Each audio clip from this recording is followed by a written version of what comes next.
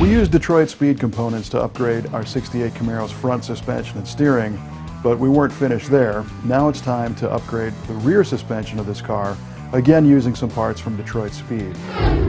This time we're going to be using one of their Quadralink kits, which replaces the Camaro's original leaf spring design with an articulating 4-link system that allows this rear axle to rotate and pivot smoothly, so it's more predictable on a racetrack. When it comes to these types of rear suspensions, I actually like to think about them backwards. I mean, a lot of times you look at the hardware involved and you think that the leaf spring or the 4-link arms are there to hold the rear end in place as the car is driving. But it's kind of actually the opposite. The rear axle and the tire are the only parts touching the roadway, and if you can imagine, yourself pushing a cart around the shop, the rear axle and wheels would be similar to your body and your feet pushing forward, and the leaf springs and the control arms would be your arms pushing the weight of the car. So there's really a lot of force that's acted upon any type of rear control arm or leaf spring. And what happens with the original Camaro's leaf springs is as soon as you start putting bigger power and a stickier tire and using that combination, those springs are designed to flex. I mean, after all, they're springs. But what happens is you get what's called spring wrap-up, where the tire sticks too well and those leaf springs flex too much, and the whole axle housing is allowed to kind of twist. And when that happens, you break traction. And when you break traction, you lose control. So the Detroit Speed Quadralink kit solves this by providing a solid link that doesn't flex under acceleration. The foundation for this rear suspension is going to start with a Currie 9+ rear axle housing. It's brand new housing, custom fabricated, designed to fit the first generation Camaro. This was actually a Currie crate rear end, where you can just go to their website and click the parts you want. They put it together and send it to you. In our case, we ordered a bare housing because we knew we were going to weld the Detroit Speed brackets onto it. We chose the 9+ nodular center section, a 355 rear gear, and a Detroit True Track differential, 31 spline axles, and housing ends that are the big bearing style. The Detroit Speed Quadralink kit requires some fabrication, and we're going to take you through that install process.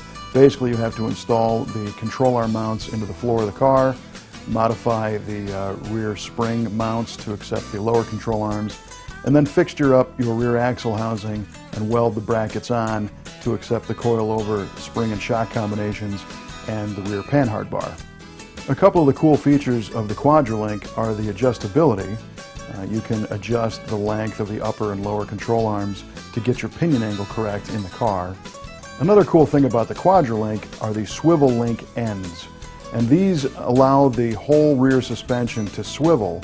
And I've asked Kyle Tucker from Detroit Speed what is inside of the swivel link, and he hasn't come out and told me directly, but he assures me that they are a long-lasting bearing design that is rebuildable, so it's something that's going to be with the car for its lifetime. In our process, the first step to the install was to cut holes in the Camaro's rear passenger floor pan to accommodate the upper control arm mount pockets.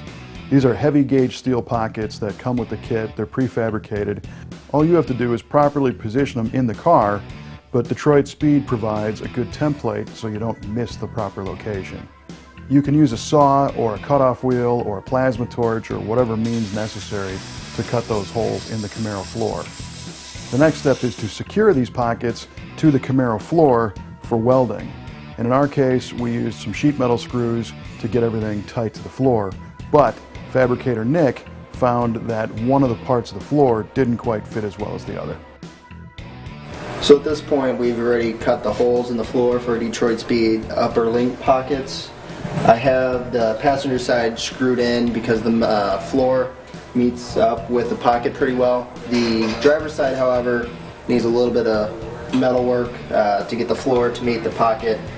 It's important to have those pockets either screwed or clamped or somehow attached securely to the floor of the car so that when you go through your plug weld operation, there's no gap between the pocket and the floor.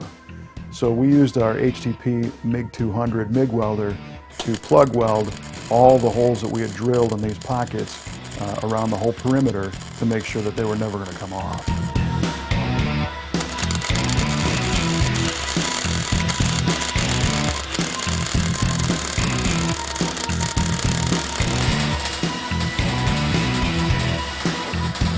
And once that was finished, Nick went back and seam welded the whole perimeter of each pocket so that we had a nice sealed weld joint between the floor and the pocket, and then he went over it with a grinder to make sure that everything looked cool.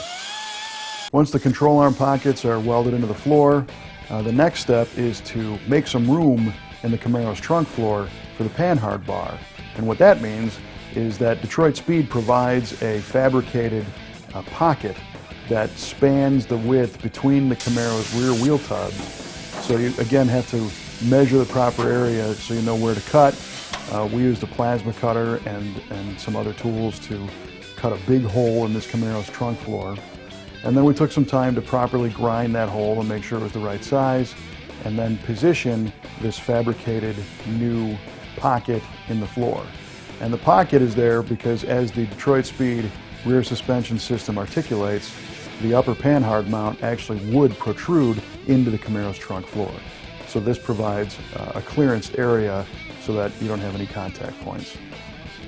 Again, this piece gets welded in all the way around.